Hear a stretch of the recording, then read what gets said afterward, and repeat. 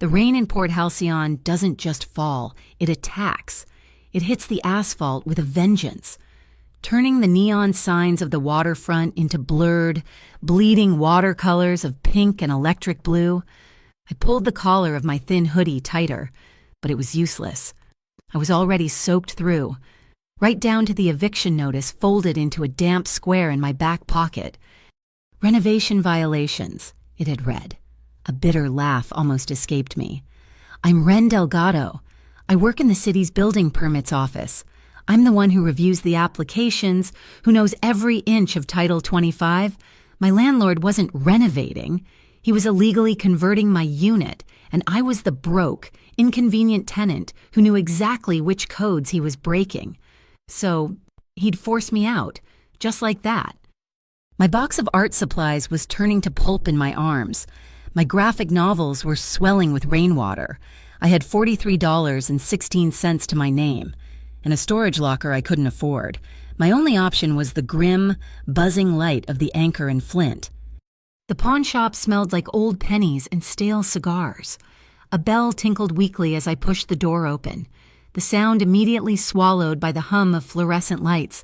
I shuffled past a rack of dusty guitars and a glass case of sad, forgotten jewelry, heading for the counter at the back.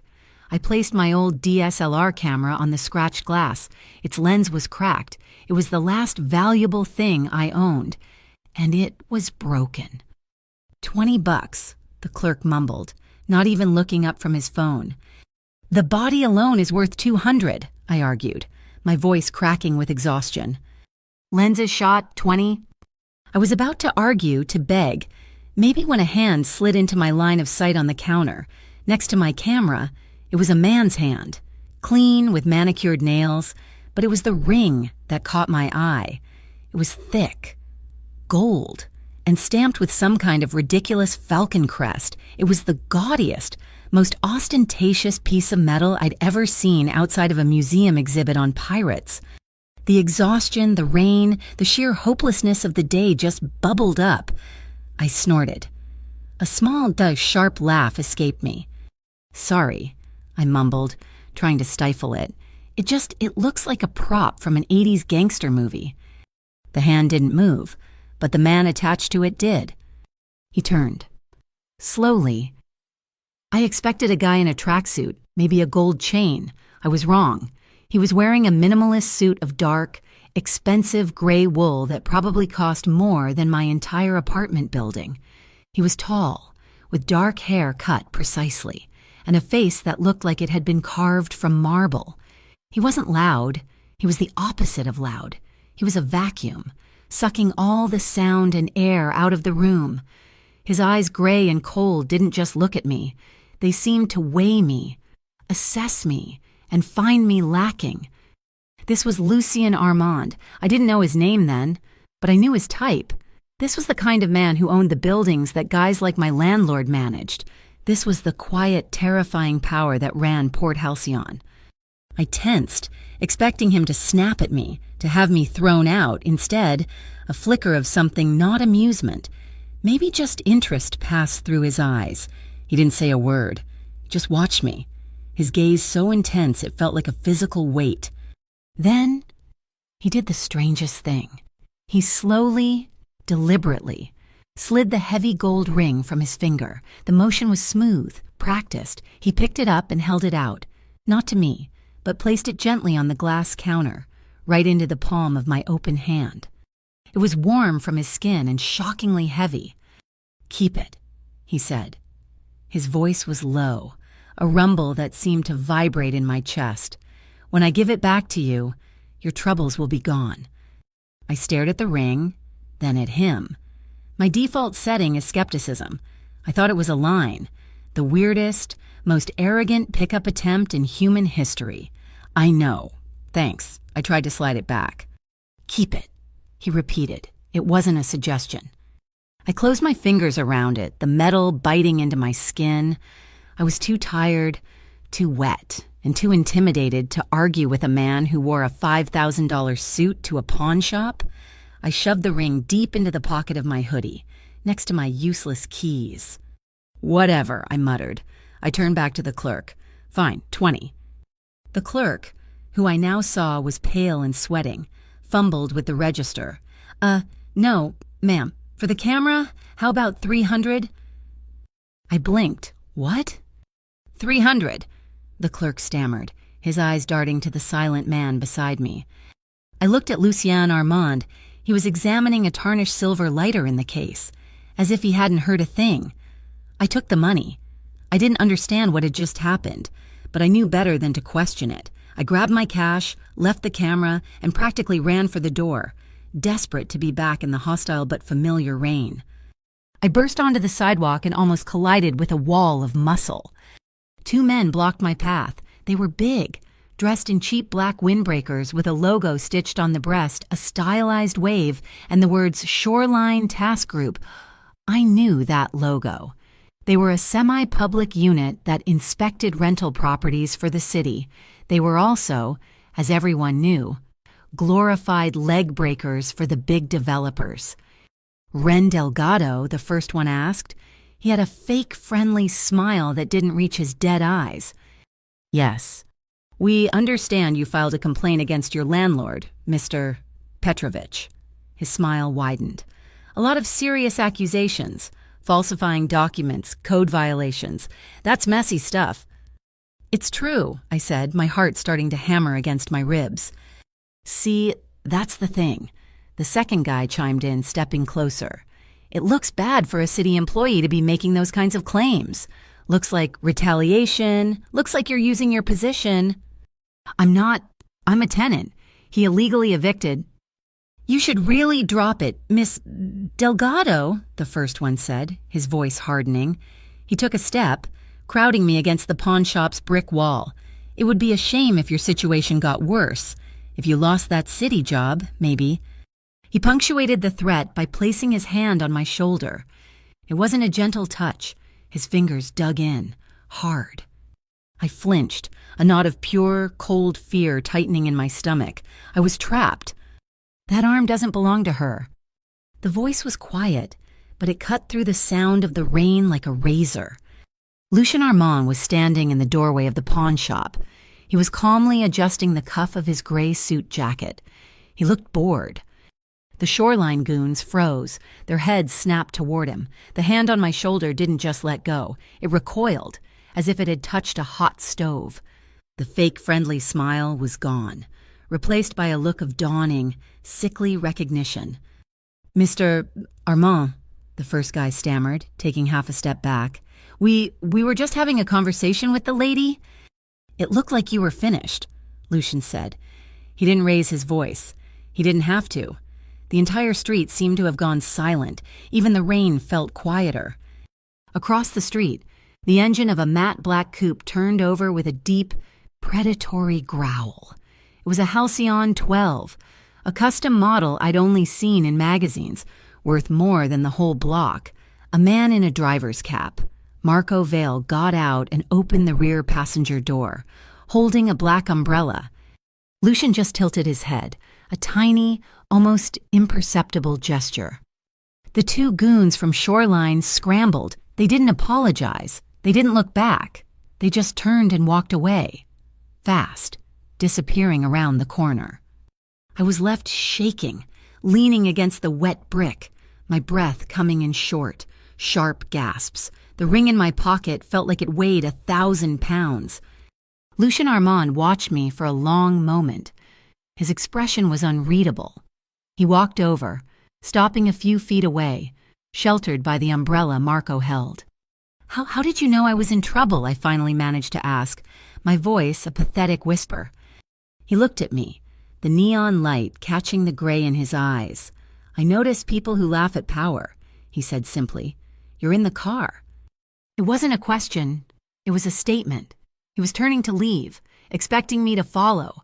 I should have run. I should have screamed. I should have done anything other than stand there, mesmerized by the man who had dismissed 2 thugs with a tilt of his head. But before I could move, it happened. The lights in the pawn shop flickered and died. Then the streetlights on our block plunged into sudden, disorienting darkness, broken only by the headlights of the Halcyon 12. Lucien Marco's voice was sharp, In the gloom, I saw movement, shadows detaching themselves from other shadows, men, moving fast, not toward us, but toward the pawn shop. I heard the distinct, sharp sound of the shop's front window shattering. I stumbled back, and the car's headlights illuminated a shard of broken glass on the pavement. In it, I caught a reflection, a man in the alley. For just a second, I saw a logo on his jacket, stark in the reflected light. It wasn't the shoreline wave. It was a different bird, a kestrel, perched on a gear, the Kestrel Union. I knew that name. They were the rival syndicate, the ones buying up the entire harbor, the ones behind the green high-rise project my landlord was making way for. They weren't just competition for Armand. They were the enemy. And they were here. "Get in the car, Ren," Lucian ordered. He knew my name. Of course he knew my name. He didn't grab me, and he just opened the door, his body shielding me from the alley. The choice was mine. Stay here, in the dark, with the Kestrel Union smashing a pawn shop, or get into the $1 million car with the Mafia boss who just saved me. I scrambled into the plush leather interior. Marco was already behind the wheel. Lucian slid in beside me, and the heavy door shut with a sound like a bank vault closing. The car pulled away from the curb, smooth and silent, leaving the chaos behind. I was trembling, clutching the $300 in one hand, the heavy gold ring in the other. I looked at him, my mind screaming 100 questions. "You should take this back," I whispered, holding out the ring. Lucian didn't look at it. He was staring out the rear window, at the darkness where the pawn shop had been. "Don't return the ring," he said, his voice final. "It will remind me that I owe you." I didn't sleep. The hum of the Halcyon 12's engine was a distant memory, but the heavy, unnatural silence of the 5-star hotel room Lucian had left me in was worse. He hadn't stayed. He'd simply had Marco escort me to the penthouse of the Orion Tower, a place I usually just drew the zoning permits for, and said, "Rest, you're safe here. We'll speak in the morning." Safe. I clutched the heavy gold ring in my hand. It was an anchor, pulling me down. I'd spent the night staring at the city lights of Port Halcyon, watching the rain stop and the gray dawn break, feeling anything but safe. Morning came, gray and unforgiving. I put on the same damp clothes from yesterday. There was a wardrobe of new, expensive clothes in the closet, but I ignored them. I was Ren Delgado, not Cinderella. I let myself out of the hotel, took a city bus, and walked into the Westbridge County Permit Office at 8:55 a.m. The fluorescent lights hummed, a flat, sterile sound that usually comforted me. Today, it felt like an accusation. I sat at my cubicle, my hands shaking as I tried to log in. My password worked, but my desktop didn't appear. Instead, a single, large pop-up box filled the screen. It was blood red and stamped with an official-looking seal I didn't recognize. "File access denied. Account flagged safety risk. Report to Supervisor Henderson immediately. Metropolitan Fiscal Guard, MFG." My blood ran cold. The MFG, I wasn't in finance. I was in building permits. Why would the Metropolitan Fiscal Guard be flagging me? "Delgado, my office." I looked up. My supervisor, Henderson, was standing by his door, his face pale, his tie askew, and he wouldn't meet my eyes. I walked into his office. He closed the door, a little too quickly. "Ren, look, I don't know what this is about, but it's serious," he stammered, shuffling papers on his desk. "What is the MFG? Bill, I've never even heard of them. They're fiscal oversight. They just called. They said your account was compromised, a safety risk."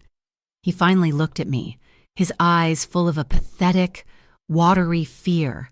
"They need your laptop for a security audit, standard procedure." It was anything but standard. This was a silencing. The shoreline thugs couldn't scare me off, so they had sent in the bureaucratic assassins. They were burying me. And they were using my own boss's weakness to do it. This was the second part of the attack, erase the whistleblower. "Fine," I said, my voice hollow. I went to my desk, unplugged the laptop, and brought it back. I placed it on his desk. "Is that all, Bill? Ren, they also said, given the risk, it's best if you take an immediate paid leave until this is sorted out. I was fired in a way that left no fingerprints, just a vague memo about safety risks. I didn't say anything. I just picked up the cardboard box of my comic supplies I'd left under my desk, and walked out. The hallway felt a mile long. I'd lost my apartment, and now my job, all in less than 24 hours. And then I saw him. He was leaning against the drab beige wall of the government hallway as if he'd been waiting there all morning. Lucien Armand. He was in another immaculate suit, charcoal gray this time, and he was holding 2 cardboard cups of coffee. He looked completely out of place, like a panther that had wandered into a petting zoo. He held one of the cups out to me. "Latte," he said. His voice was quiet, but it echoed in the empty hall. "2 sugars. You looked like you were having a bad morning." I stopped dead. The fear from last night was back, but now it was sharper, laced with paranoia. "How did you know I was here?" I whispered, clutching my box. "How did you know how I take my coffee?" "It's my business to know things," he said, taking a sip of his own cup. "For instance, I know that the Metropolitan Fiscal Guard isn't a real government agency. It's a shell corporation, registered 3 weeks ago to a holding company in Delaware. Its primary funding comes from the Kestrel Union." I stared at him, the hot coffee cup warming my numb fingers. "The guys who smashed the pawn shop?" "The same," he confirmed. "The Shoreline Task Group you met last night, they're the muscle. The MFG is the administrative glove. Kestrel wants the harbor, wants it swept clean for their new green high-rise project. They use Shoreline to physically force people like your landlord to evict tenants, and they use the MFG to discredit and silence anyone, like a principled employee in the permit office, who might try to use the system against them." The pieces clicked into place, horrible and perfect. I had been digging into the Kestrel project's permits. I thought the foundation specs were falsified. I was about to file a report. I leaned against the wall, the world tilting.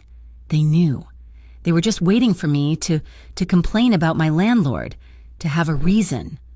"You were a loose end," he said, his voice devoid of emotion. A surge of bitter anger rose up in me. "And you, what are you? The good guy in this, your Mafia. They're a public contract, a corporation." Lucien looked down into his coffee, a flicker of something dark in his eyes. He stepped away from the wall, closer to me. "Different stamps," he said softly. "Same rubber. They just hide their ink in quarterly reports." He gestured with his head toward the elevator. "You need your things from your apartment. Marco is downstairs." I stiffened. It was one thing to be rescued in the dark. It was another to accept the help of this man in broad daylight. "No," I said, pushing myself off the wall. "I don't need your help. I can handle my own landlord." I was drawing a line. I was trying to reclaim one tiny piece of my life. I walked past him, punched the elevator button, and didn't look back. I rode the bus back to my apartment building, my knuckles white on the grip of my box. I was going to get my art portfolio and my mother's picture, and then I was going to disappear. The bus pulled up to my street. My stomach dropped. The front gate wasn't just locked, it was chained, with a thick industrial-grade padlock. A bright, lurid yellow notice was plastered on it. "Emergency D placement, structural hazard condemned."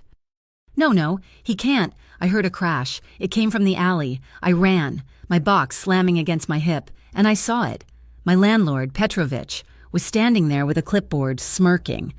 2 large men I didn't recognize were tossing my life into a rusted, open-top dumpster. My drawing table, splintered, my clothes, my books. A box labeled comics, burst open on impact, scattering pages. "Stop!" I screamed, dropping my box. "That's my property. You can't do this." Petrovich just laughed. "Buildings condemned. Sweetheart, read the sign. Everything in it is hazardous waste. I'm doing the city a favor." One of the men picked up a framed photograph. It was my mother. He drew his arm back to throw it. "Don't you touch that!" I lunged, but he just shoved me back. I stumbled, falling onto a pile of trash bags. "That's enough." Lucien's voice. I looked up. The black Halcyon 12 was parked silently at the end of the alley. Lucian was walking toward us. He wasn't hurrying. He didn't look angry. He just looked tired. Petrovich's smirk vanished. "This is private property. You need to—" Lucian ignored him completely. He took out his phone. He made one call. "Brimstone and Laurel. Please," he said. "Yes, connect me to Mr. Vance. Tell him I'm at 1412 Harbor Street. I am witnessing an illegal eviction, property destruction and assault. Yes, send the compliance team. Now." He hung up. Petrovich scoffed. "Brimstone, and who you calling your lawyer? I've got a city order. Pal." Less than 5 minutes passed. A matte black van pulled into the alley, blocking the dumpster. The side was lettered in discreet silver, Brimstone and Laurel, private compliance and mediation. 2 people, a man and a woman in sharp, dark suits, got out. They weren't carrying weapons. They were carrying high-definition video cameras and digital recorders. "We're documenting the scene," the woman said in a crisp, clear voice as she began filming Petrovich's face. "Please state your name and your authority for this property removal." The man was filming the dumpster, my belongings, the fake notice, my fall. Petrovich turned a blotchy red. "Now, wait a minute, I'm the owner." I was shaking, trembling with a mixture of rage and humiliation. I got to my feet, my knees raw, but I didn't cry. I stood tall and stared Petrovich down. Lucian finally walked over to the landlord. He stood very close. He spoke, his voice so low I couldn't hear the words, only the cold, steady cadence. It wasn't a threat. It was a statement. He spoke for perhaps 30 seconds. He pointed one clean finger at the dumpster, then at the apartment door. I watched Petrovich's face go from red to white to a sickly, mottled gray. He snapped at the 2 men. "Stop, what are you doing? Are you crazy? Get that stuff out of there? Put it back, put it all back." Carefully. The men looked confused, but one glance at Lucian, who was now just watching them silently, made them jump into action. They started pulling my life back out of the trash. Lucian gently took my elbow. "They will put everything in a secure storage unit. Marco will oversee it." He guided me away from the scene, away from the whirring cameras and the stammering apologies of my landlord. He put me in the car. We didn't drive to the hotel. He took me to the Salt Line Diner, an old 24-hour joint on the edge of the district, all chrome and cracked vinyl booths. It was normal. It was real. We sat in a booth by the window. The waitress brought us coffee. I hadn't let go of the ring. It was still clutched in my fist. We sat in silence for a long time, just the clatter of plates from the kitchen. "You were right," I finally said, and my voice hoarse. I opened my hand and stared at the gold falcon. "About my troubles. They're not gone." He stirred his coffee. "Not yet. You laughed at my ring," he said, not looking at me. "That was good. It deserved to be laughed at." He finally raised his eyes to mine. The gray was deep, like the ocean floor. "It used to be a handcuff, a symbol of loyalty to a man I never wanted to become, a promise I never wanted to make." The vulnerability in that statement hit me harder than the shove in the alley. It was the first real, unguarded thing he'd said. "Why?" I asked. "Why are you doing this?" "You don't know me. This isn't your fight. The Kestrel Union and I, we disagree on how this city should be run," he said, leaning forward just an inch. "But that's not why." His gaze was intense. "I hate watching the strong use a rubber stamp to eat the weak's dinner. Your landlord uses a city seal. Kestrel uses the MFG. It's all the same appetite. You just happened to be the one who saw the fork." I drank my coffee. It was hot and bitter. I felt not safe, but grounded. I had nothing. No apartment, no job, just a box of damaged comics and a Mafia boss's ring. "I can't go back to the hotel," I said. "Where do you need to go?" "I have a studio, an hourly rental, over on West 3rd. I need to draw. It's the only thing I have left." "Marco will take you," he said, signaling for the check. We stood up. I slid out of the booth, and he stood to let me pass. "Okay," I said, meeting his gaze. The diner's fluorescent lights caught the complex planes of his face. "I'll accept the ride, and the help with my apartment, but it's not free." A flicker of that same interest from the pawn shop, an almost smile. Oh, when we get there, you're going to tell me the truth. I tapped my hoodie pocket, where the ring now sat, heavy as a promise and a threat. You're going to tell me what this ridiculous piece of gold really means. He held my gaze for a beat longer. Done. The Halcyon 12 cut through the Port Halcyon night, a silent blade of black steel. Marco drove with an unnerving smoothness, never hitting a red light, never drawing attention. Lucian sat beside me in the back, the space between us charged with an energy that felt like it was humming just below the frequency of hearing. We pulled up on West 3rd in a gritty industrial block where the warehouses hadn't yet been converted into $1,000-a-month lofts. My studio was on the 4th floor of one, a single room I rented by the hour, smelling of ink, turpentine, and old wood. It was the only place I had left. Marco stayed with the car. Lucian followed me up the creaking freight elevator, his expensive leather shoes silent on the dusty floorboards. I flicked on the switch. A string of bare yellow bulbs illuminated the space. It was chaos. Stacks of newsprint, half-finished canvases, jars of brushes, and my drafting table, which was the room's only real furniture. It was my chaos. Lucian stood in the center of the room, turning slowly. His gray suit was an anomaly here, a splash of stark, corporate order in my messy, creative haven. He didn't criticize. He just observed. "You promised me the truth," I said, dropping my box of salvaged art supplies onto a stool. My voice was raw. "I did. About the ring." I pulled it from my hoodie pocket. The gold falcon felt heavy in my palm. I needed to do something with my hands, or I'd start shaking again. I walked to the drafting table, clipped on a fresh sheet of heavy stock paper, and picked up a stick of graphite. I started to draw. The sound of the graphite scratching the paper was the only sound in the room. I drew the alley. I drew the dumpster overflowing with my belongings. I drew the leering, smirking face of my landlord. And then, looming over all of it, I drew a massive, skeletal crane, its hook dangling over the entire scene, on its side. I sketched the Kestrel Union logo. Lucian had moved, and I didn't even hear him. He was standing just behind my shoulder, watching the image take shape. "You draw the things that are trying to swallow us," he said, his voice quiet. I stopped, my hand hovering.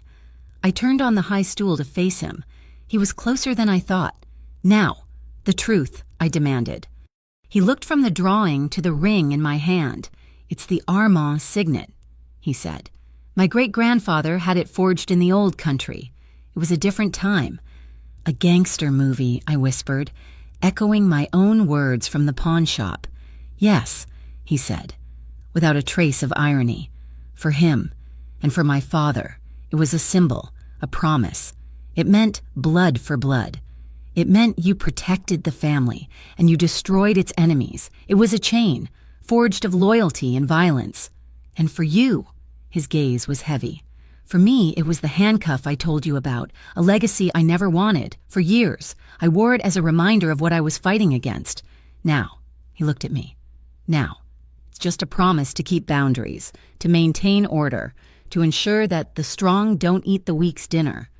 The air was thick with everything unsaid. The room felt small, suffocating. I needed to break the spell. I slid off the stool and crossed to my small, batter-powered speaker. I pressed play. A low, smoky jazz trumpet filled the room, a saxophone mournfully answering. It was old, sad, and slow. I turned back, and he was watching me, his expression unreadable. I felt a sudden, reckless impulse, a need to see if this man, who was all angles and control and quiet power, was even real. "You're a long way from your world, Mr. Armand," I said, trying to sound braver than I felt. "So are you, Miss Delgado." He took a step, then another. He didn't ask. He just put one hand on my waist, lightly, his other hand finding mine. It wasn't a question. It was a statement, and I didn't pull away. We started to move. It wasn't really a dance. It was a slow sway, two magnets drawn together by a force neither of us understood. moving to the rhythm of a lonely trumpet. The purple neon sign from the bar across the street pulsed through my dirty window, bathing us in alternating light and shadow. His hand was warm on the small of my back, a solid point of heat through my hoodie. I could feel the lean strength of him. I rested my free hand on his shoulder, on the immaculate wool of his suit. I could smell the faint, clean scent of expensive soap and something like cold night air. I looked up. His face was all shadows, but his eyes were fixed on mine. The music seemed to fade, the city noises, the sirens, the distant harbor foghorns, they all disappeared. There was only the sound of our breathing. We stopped moving. We were just standing in the middle of my studio, in the purple light, holding each other. My heart was doing a slow, heavy thud, thud, thud against my ribs. I could feel his steady and strong against my chest. He wasn't rushing. This wasn't a conquest. It was a surrender. He lowered his head. I rose on my toes. The first kiss wasn't a spark. It was a slow burn. It was gentle, almost tentative, and it lasted for an eternity. It was a question and an answer. It was his lips, surprisingly soft, learning the shape of mine, my hand, which had been resting on his shoulder, clenched, gripping the fabric. We broke apart, but only for air. My forehead rested against his. I could feel the dampness in my hair, a cold sweat from the day's terror and the sudden, overwhelming heat of this moment. His thumb stroked my cheek, a feather-light touch that sent a shiver all the way down my spine. "Ren," he whispered. It was the first time he'd said my name like that. The second kiss was different. It wasn't a question. It was a statement. It was deep and sure. And it burned. It was the exhaustion of the last 24 hours, the fear from the alley, the rage at my landlord, all of it melting away, being replaced by this one, undeniable, solid thing. My other hand came up, framing his face. His suit jacket was a barrier, an armor. I don't know if I tugged at it or if he shrugged it off, but it slid from his shoulders and landed with a soft, expensive sound on the stool behind him. Now it was just the thin cotton of his shirt. I could feel the warmth of his skin, the hard muscles of his back as my hands slid over them. We stumbled back, pressing against the drafting table.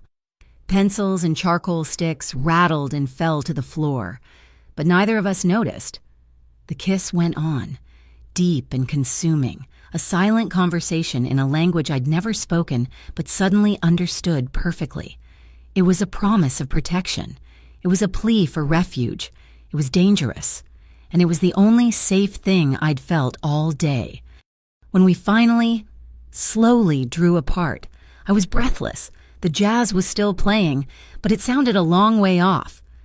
I looked at him, the man in the $1,000 shirt, in my $10 an hour studio. The reality of it crashed into me. "I'm afraid," I whispered, the words catching in my throat. His eyes searched mine. "Of Kestrel. Of this," I said, gesturing between us. "Of being manipulated. Of this just being another tool, another way to control a situation. You're a man who controls things. Lucian." He didn't deny it. He didn't lie. He just lifted his hand and gently pushed a strand of hair back from my face. "I will never lie to you, Ren," he said, his voice low and rough. "And I will never force you to do anything. I deal in power, yes, but I also deal in promises." He held my gaze, his own intense and absolute. "The day you say stop, I stop. That is my promise." Before I could answer, my phone buzzed on the drafting table. It vibrated against a metal ruler, the sound unnaturally loud. I flinched. Lucian's expression hardened, the softness of the last few minutes evaporating, replaced by the cold. Assessing man from the diner. I picked it up. A text from an anonymous number. It was a link to the Port Halcyon Civic Conclave's public calendar. Below it, one line of text. "Don't show up. You'll regret it." I must have gone pale, because Lucian took the phone from my hand. He read the message. "The Harbor Project hearing," he stated. "It's tomorrow." I stared at him. How did you know? It's the only reason they would be this desperate to silence you. He handed the phone back. You're scheduled to speak, aren't you? Yes, as a private citizen. And I was going to bring my findings from the permit office, the falsified foundation reports I found before they locked me out. They know, he said simply. They've taken your job. They've taken your home. Now they are warning you away from the public stage. He wasn't telling me what to do. He wasn't forbidding me. He was just waiting. They'll be there, he said. The Kestrel Union, they'll have men in the audience. They will try to discredit you, to humiliate you.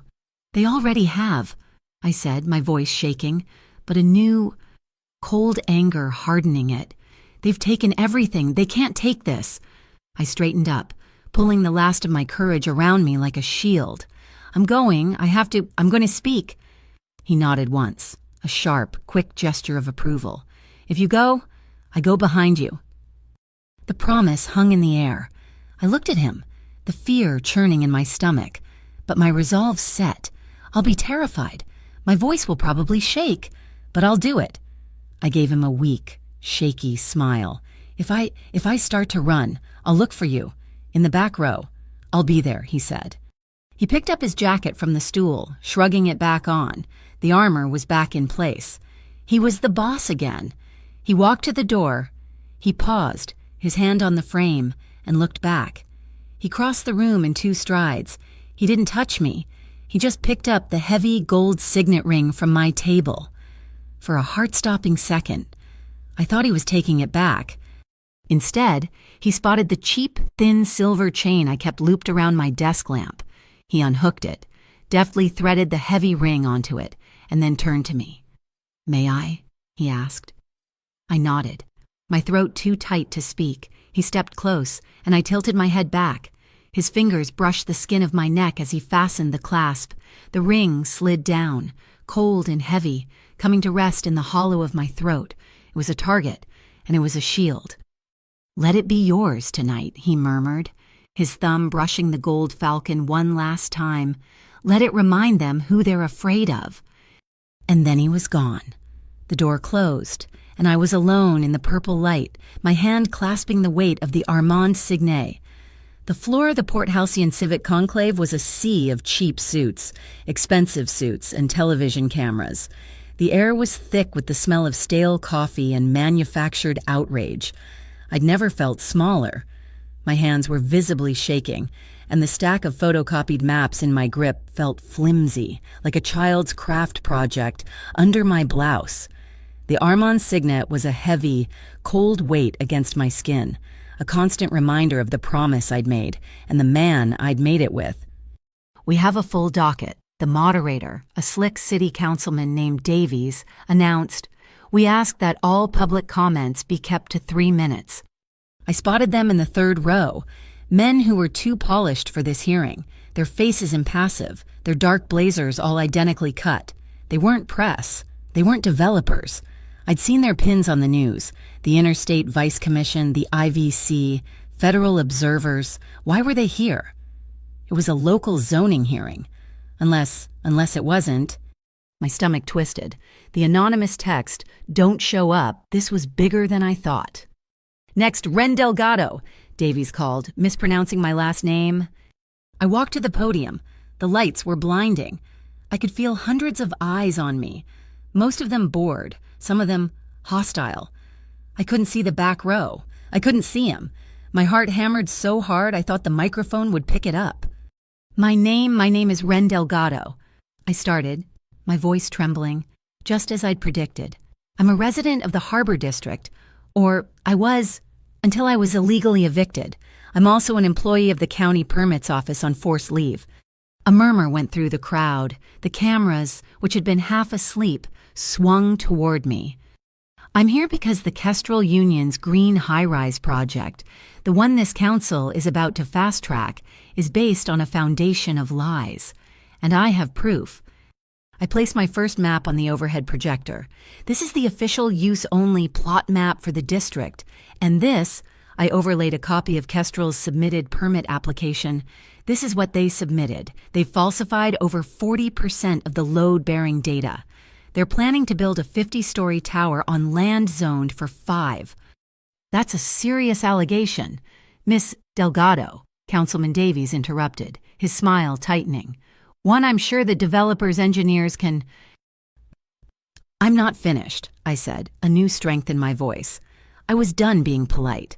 I found these discrepancies weeks ago. When I tried to file a report, I was shut down, but I kept digging, and I found this. I held up one of the falsified permits to the light. Every single one of the fake applications, they have a watermark, a seal. It's almost invisible. I call it the iris seal, because of its shape. Davies was on his feet.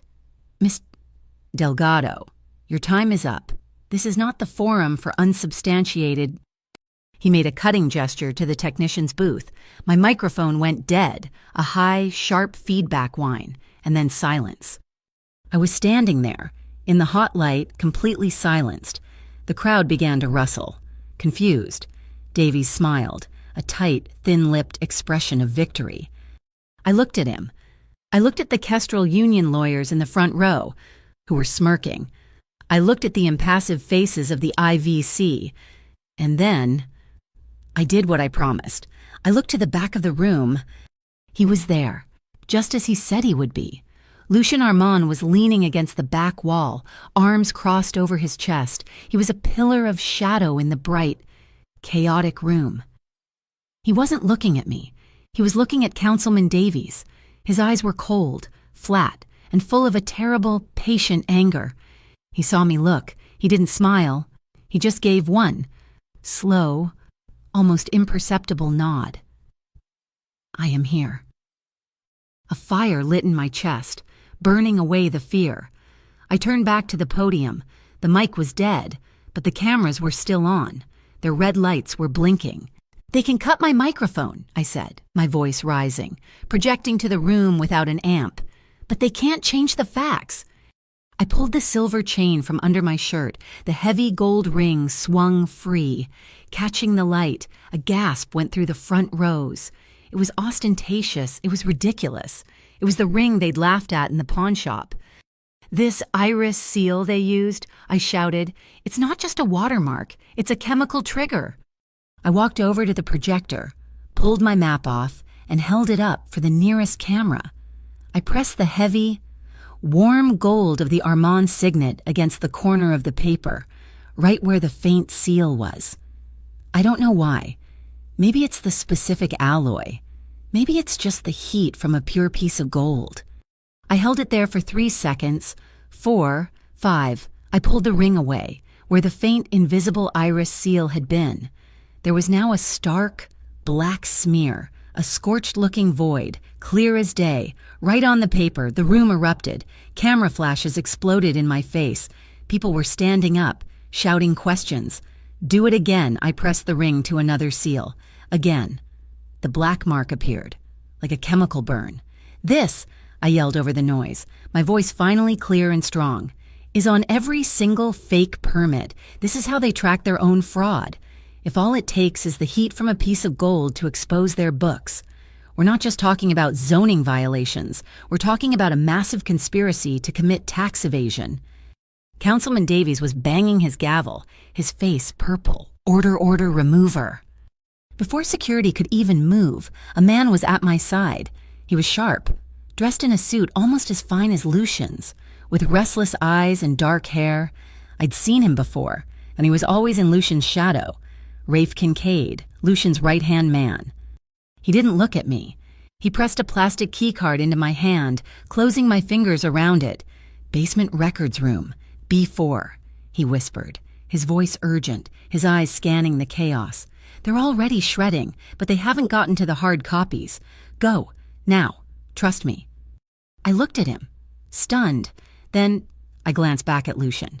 Lucien was no longer looking at Davies. His gaze was locked on Rafe, a look of such penetrating, glacial suspicion that it made my blood run cold.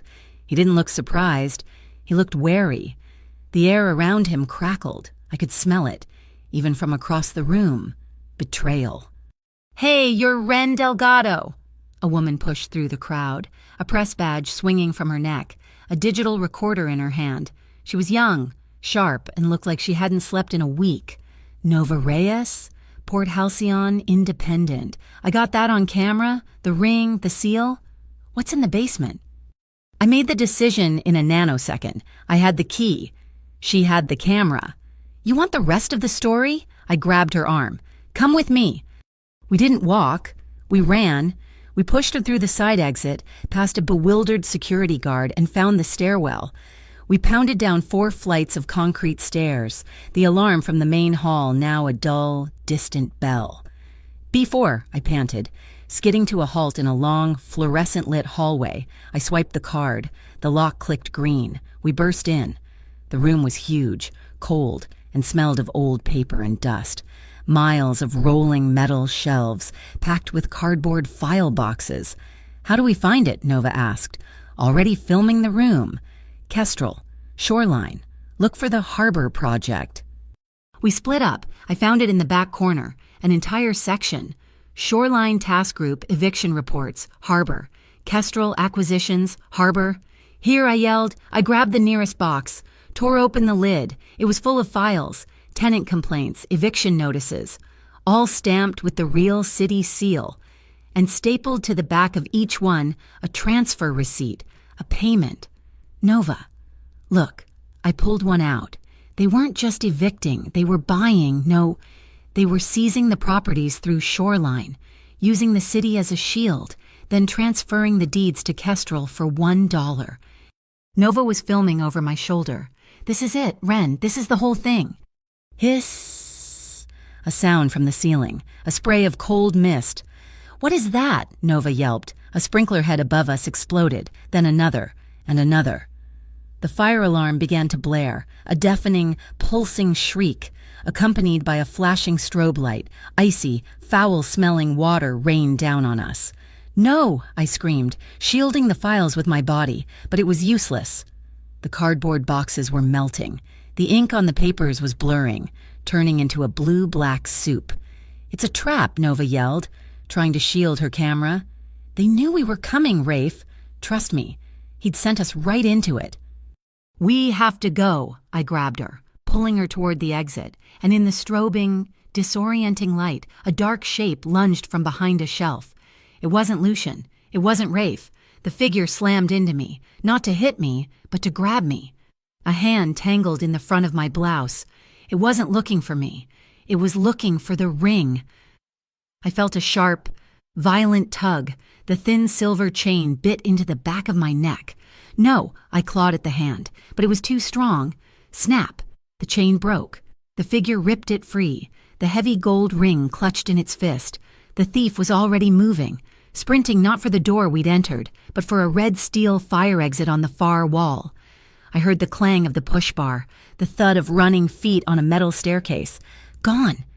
He'd taken the ring. Ren, are you okay? Nova was shouting over the alarm. I was clutching my neck, panting, soaked and shaking. The main door to the records room slammed open. Lucian Moa. He took in the entire scene in 1/10 of a second. The blaring alarm, the flooding water, Nova with her camera, me clutching my throat, the broken chain dangling from my hand, the open, echoing fire exit. He didn't ask what happened. He didn't chase the thief. He strode across the room, his shoes splashing in the pooling water. He grabbed the handle of the steel fire door, slammed it shut, and threw the heavy mechanical deadbolt, a loud, final thunk that sealed the room. He was locking us in, protecting the scene, protecting me. He turned. The alarm was still screaming, the lights still flashing, the water still pouring. He walked toward me, his face a mask of such perfectly controlled, Arctic fury it was more terrifying than any shout. He stopped right in front of me. His eyes were on my neck, gently, almost clinically. He reached out and touched the raw, red line where the chain had snapped. His thumb came away with a single, thin smear of my blood. His eyes lifted to mine, the calm in them finally, terrifyingly, broke. He leaned in, his voice a low, dangerous whisper that cut through the sound of the alarms and the water. I owe you 2 things now. The fire alarms in the records room were a distant echo by the time we were back in the silent, moving tomb of the Halcyon 12. The water was still dripping from my hair onto the plush leather. Nova Reyes, the reporter, sat across from us in the jump seat, clutching her camera like a life raft. Her face was pale, but her eyes were electric. Lucian was a statue of cold fury, his jaw set, his eyes fixed on the rain-streaked window. "He played us," I said, my voice hoarse. The skin on my neck stung. "Rafe, he sent us into that trap. He wanted them to destroy the evidence. He wanted the ring." "He got both," Lucian said, his voice a low growl. "He didn't get this," Nova interjected. She held up her camera. "The water triggered the sprinklers, not the heat. The data card is sealed. I got it all. The files, the watermarks, your speech. It's not the hard copies, but it's enough to burn them." Lucian looked at her, his gaze assessing. "Don't release it, not yet. They've only shown their hand. We haven't seen their face." He was right. Rafe's betrayal wasn't just a simple power grab. It was calculated. He'd used me to create a diversion at the hearing, used my discovery to set a trap for the physical evidence, and used the chaos to steal the one thing he apparently needed, the ring. "But why the ring?" I asked, rubbing my neck. "If it was just about the evidence—" "It's a key," Lucian said. Nova and I both looked at him. "The marks you made on the paper, the iris seal. That wasn't a chemical reaction to gold. It was a reaction to a specific trace-level isotope embedded in the ring. The ring is a key, and you just showed them it works." He turned to Marco. "Where did the signal from the fire exit stairwell lead?" "2 blocks over, then dead," Marco replied from the driver's seat. "But the thief who grabbed the ring, he was picked up by a Kestrel car. I got the plate." "Good," Lucian said. "Cross-reference it. Find their primary warehouse, the one they don't put on their shipping manifests." It took 2 hours. 2 hours of me pacing the floor of the Orion penthouse, while Nova backed up her footage and Lucian and Marco made quiet, coded calls. "Welkin Pier," Lucian finally said, hanging up his phone. "Warehouse 7. It's their offshore staging ground." "And Rafe?" I asked. "He's there." Lucian's voice was devoid of emotion. He just sent a manifest update to Kestrel's logistics hub, authorizing an emergency inspection of container 405. It's flagged for immediate export. He's not just stealing, he's cleaning out the entire operation for them. "So we call the cops the IVC?" Nova asked, grabbing her jacket. "The IVC is compromised," Lucian said, walking to a closet. "They were at the hearing to watch, not to act, and the local police won't get within a mile of Welkin Pier without a federal warrant. We're on our own."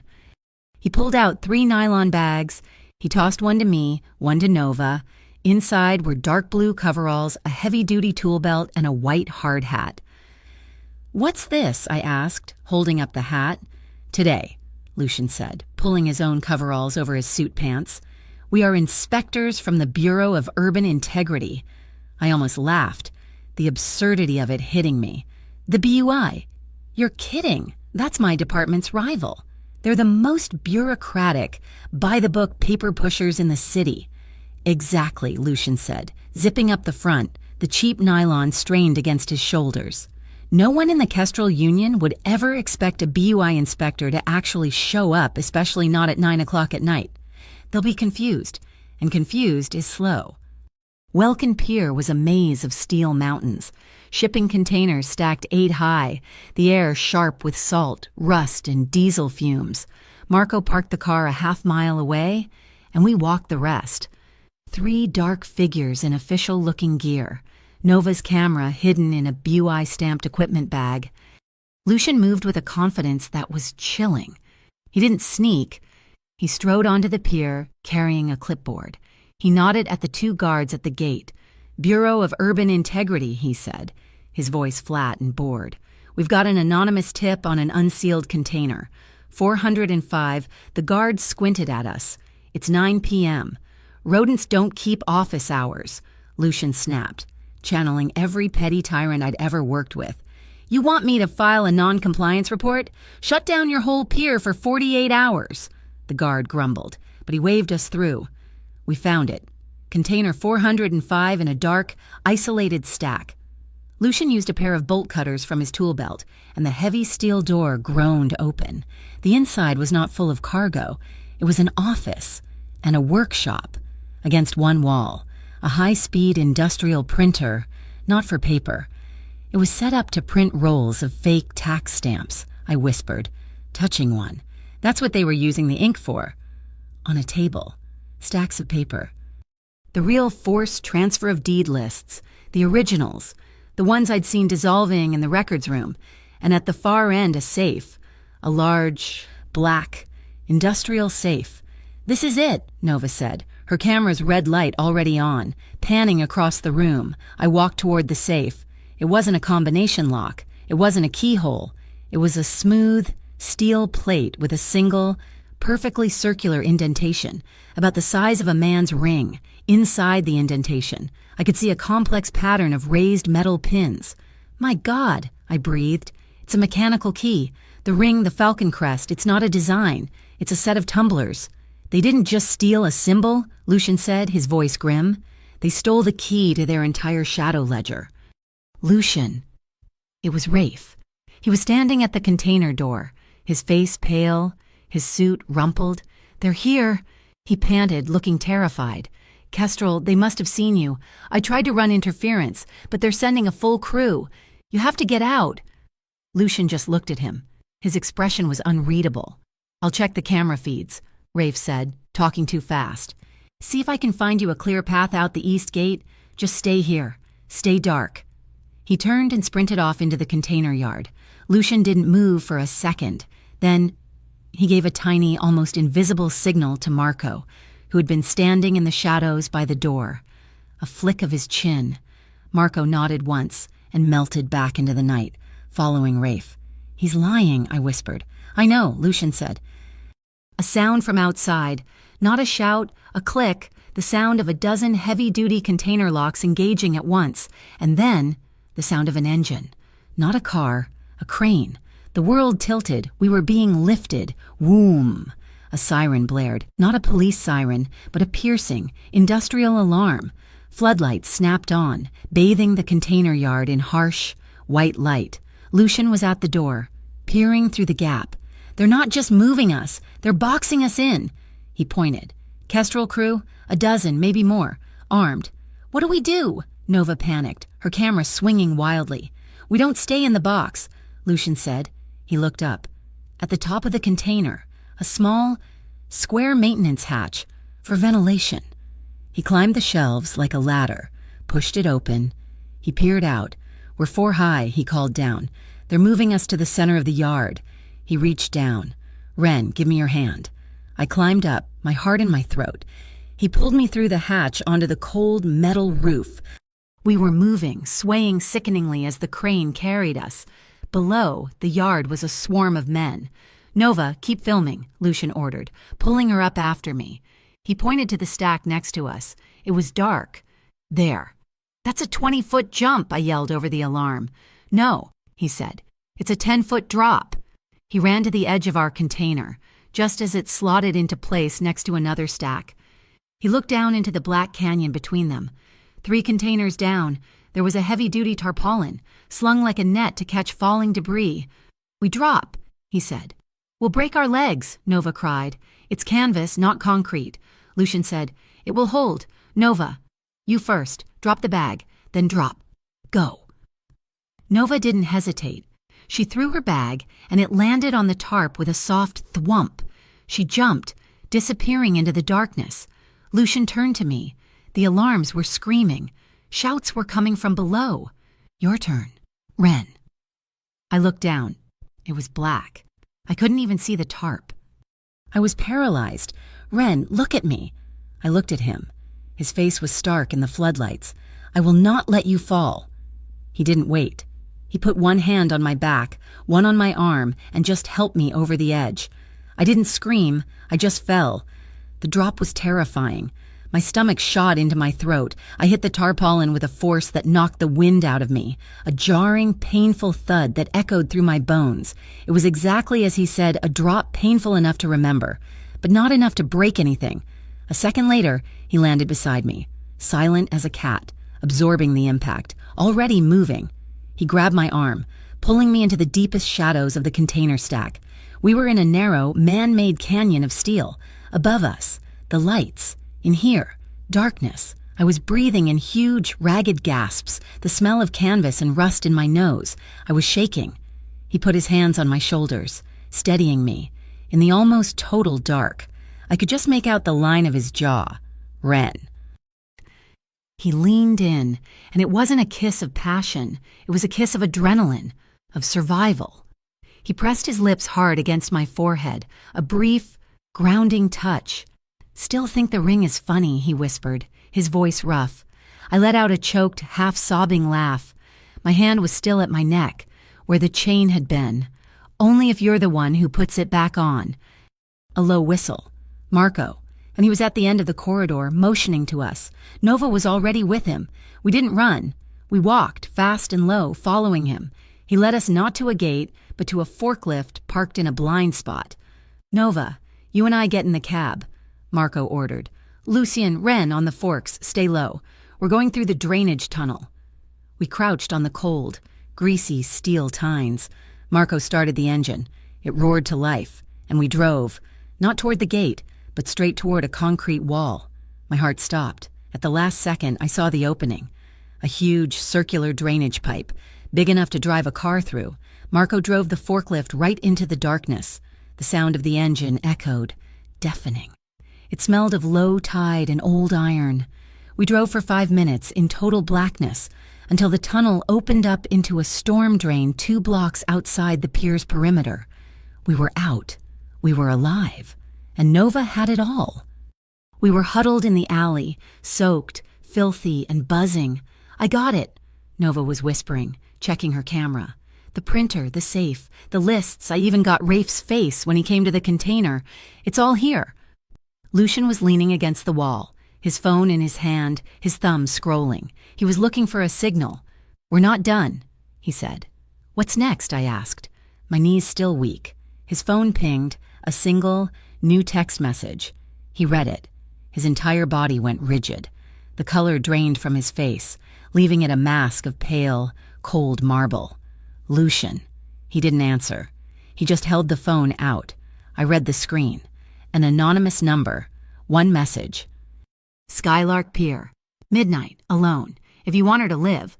The text message glowed on the screen, a beacon of malice in the damp alley. "Skylark Pier. Midnight, alone. Come get your ring." No, it wasn't a text. It was a summons. Rafe hadn't taken a hostage. He was trying to create one. He was baiting Lucien, using the ring as the lure. "He wants to trade," I said, my voice barely a whisper. "He wants a war," Lucien corrected, his voice a flat, cold sheet of steel. He turned to Marco. "Take Miss Reyes and the footage. Secure it. Do not release it. Do not move on it until I give the word, or until 1 a.m. Whichever comes first, go." Marco nodded, his face grim. He bundled a still buzzing Nova into the Halcyon 12 and the car disappeared into the night, leaving us alone in the alley. Lucien turned to me. The fury was gone, replaced by an unnerving, absolute calm. "I will call you when it's done." He started to walk away. "No." He stopped, his back to me. "No," I said again, louder, taking a step after him. "I'm coming with you." He turned. Slowly. "You are not. He used me to get to you. He used my discoveries to set the trap. He stole the ring from me. This is my fight, Lucien. I'm in it. You don't get to bench me for the final act." "This is not a fight," he said, stepping toward me, his voice dangerously low. "It is an execution, a betrayal. It is my mess from my own house, and I will clean it. You need me," I insisted, my own anger rising. "He's not just a traitor, he's a planner. He knows how you think, but he doesn't know how I think. He thinks I'm just leverage. He'll be watching for your moves. He won't be watching for mine." He grabbed my arms. His grip was just short of painful. His eyes, in the half-light, were bottomless. "I know what he wants. Ren, he wants to trade. He wants the safe, and he'll offer me the ring in exchange for you. All the more reason for me to be there." "No," he exploded, the sound echoing off the brick. I will not walk into a negotiation with a backstabber using the person I love as collateral." The words hit the air and hung there, vibrating. The person I love. His grip on my arms went slack. His face, he looked stunned, as if he'd just confessed a crime. He had said it, out loud. He'd torn down his own walls, and he looked terrified by the rubble. I didn't let him retreat. I didn't let him apologize or take it back.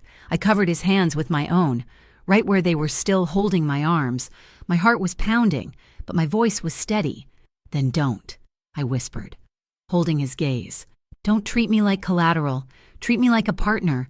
You promised me the day I said stop. You'd stop. Don't start making decisions for me now. Lucian, don't protect me. Stand with me. I'm not a pawn. I'm going." I watched the war inside him. The boss, the protector, the man who had just admitted something he'd probably never admitted to anyone. He stared at me for a long, agonizing 10 seconds. Finally, he nodded. A single, sharp, defeated motion. "Fine, but you do exactly what I say. When I say move, you move. When I say run, you run. And when you need a new idea," I said, pulling my arms free, "you'll listen." He didn't argue. We found Marco a block away. The new plan was relayed in under a minute. We got back into the car, the warm leather a strange comfort. "He'll have the high ground," Lucian said, staring out the window as we sped toward the coast. "Skylark Pier is a tactical nightmare. It's all open. One way on, one way off. The old parking garage roof. That's where he'll be." I was still wearing the BUI tool belt, soaked and heavy. I unclipped it and dumped the contents onto the seat between us. A hammer loop, a tape measure, a roll of neon yellow reflective safety tape, a black permanent marker, and a small cardboard box of paper clips. Lucian raised a single, perfect eyebrow. "Office supplies, Ren." "I told you," I said, scooping the paper clips back into my pocket. "I work in permits. My entire world runs on paper clips and red tape. Rafe is expecting your weapons." I held up the roll of reflective tape. "He won't be expecting mine." Marco glanced at me in the rearview mirror, a flicker of something not respect, but acknowledgement. He reached into the passenger seat and passed back a heavy, worn jacket. "It's cold on the pier, Miss Delgado. Wind comes right off the water." I took it. It was an old, cracked leather flight jacket, lined with fleece. It was heavy, and it smelled faintly of engine oil and old cigarettes. It was Marco's. I slid my arms in. It was a uniform. I was in. Lucian picked up his phone. He dialed. "Nova. Change of plans. We're moving. Yes, she's with me because she's stubborn. Get your article ready. All of it. The footage from the container, the lists, the fake tax stamps, the iris seal burn kestrel, the MFG, and shoreline to the ground. If you don't hear from me by 1 a.m., 1:30 a.m., you post it. Understood good." He hung up. He looked at me. "Ready." I zipped up the jacket. "Let's go." Skylark Pier was a graveyard of fun. The skeletal remains of the roller coaster stood black against the moonless sky. The wind howled through the spokes of the rusted, silent Ferris wheel, making a low, moaning sound. Lucian was right. The parking garage was the only vantage point, 3 stories of crumbling concrete overlooking the entire boardwalk. "Marco, east perimeter," Lucian said as we got out of the car. "The old maintenance access, no signal, no move until I give it." "Understood. Boss." Lucian turned to me. "Stay in my shadow. Literally, do not make a sound." We moved. We didn't take the main stairs. Lucian led me to a utility ladder, and we climbed, emerging onto the wind-blasted roof. And there he was, Rafe Kincaid. He was standing in the middle of the roof, illuminated by the flashing red light of the dead Skylark sign. He looked like a demon in a $1,000 suit, and he was holding it. My thin silver chain. The Armand Signet dangled from it, glinting red in the flashing light.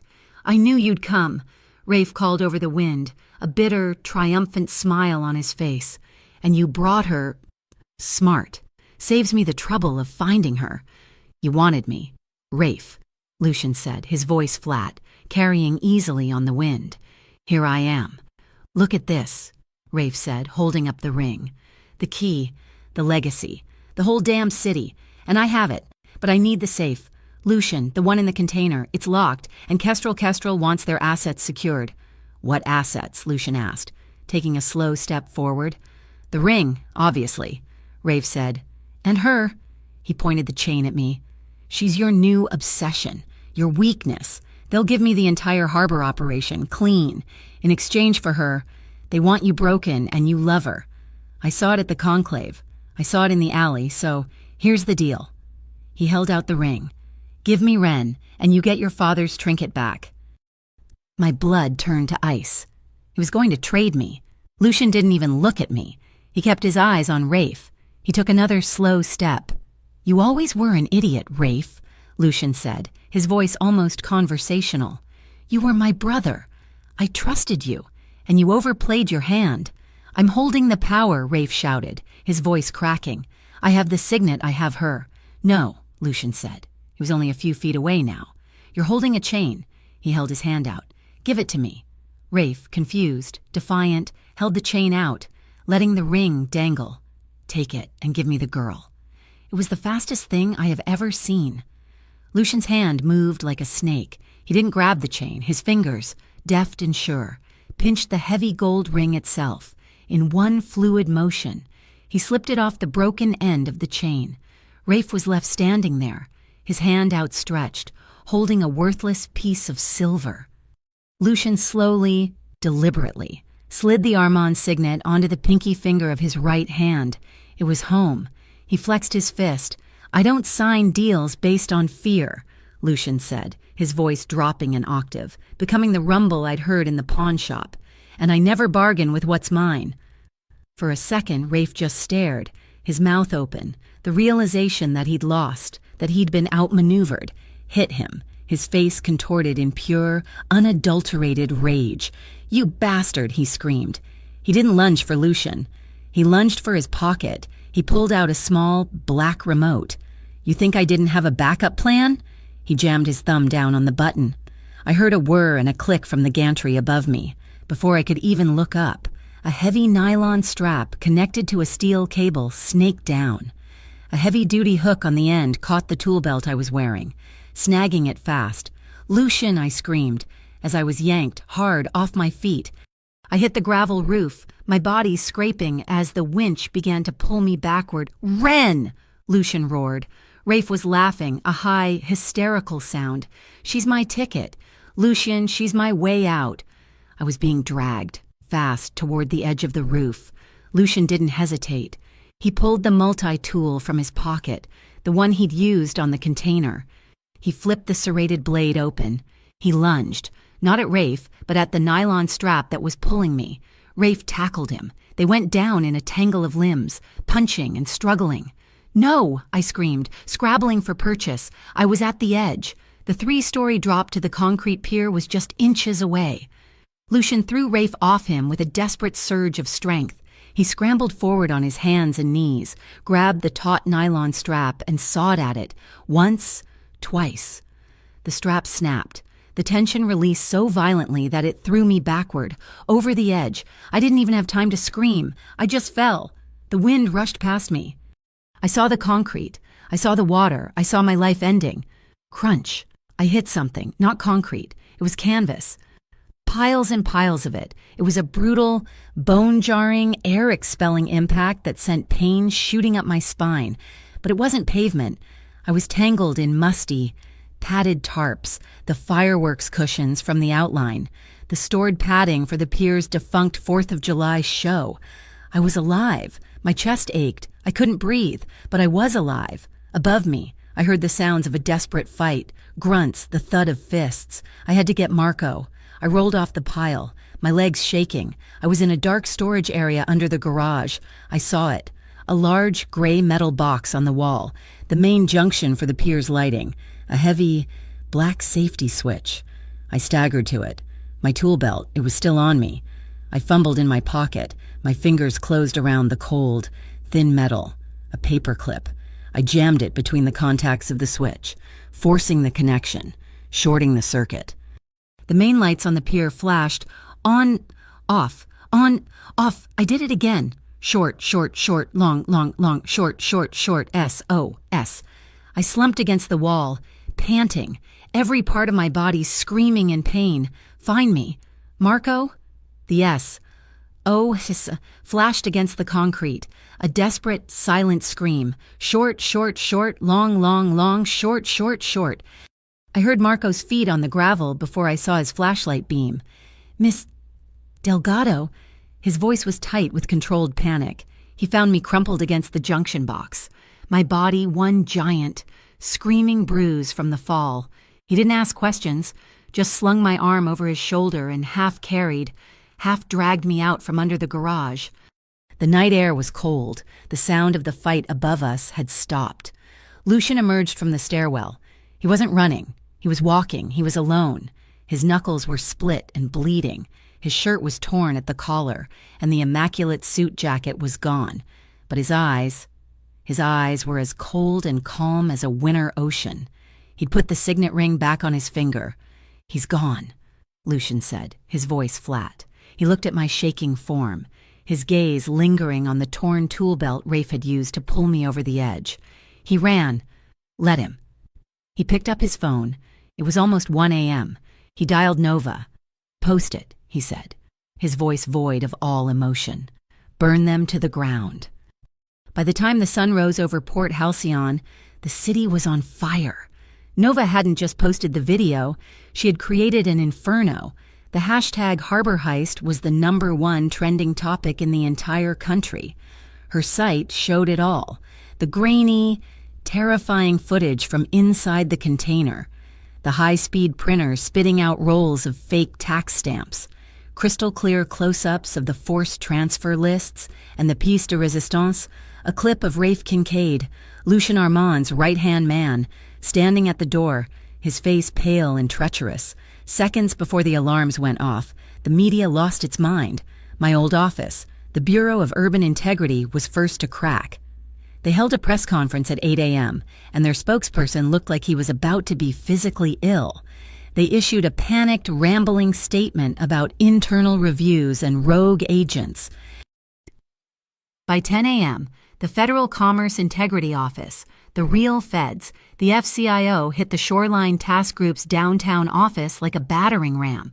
News helicopters filmed agents carrying servers and boxes out of the building. It was beautiful. Righteous chaos. For a few hours, it felt like we had won. Kestrel's counterattack came at noon.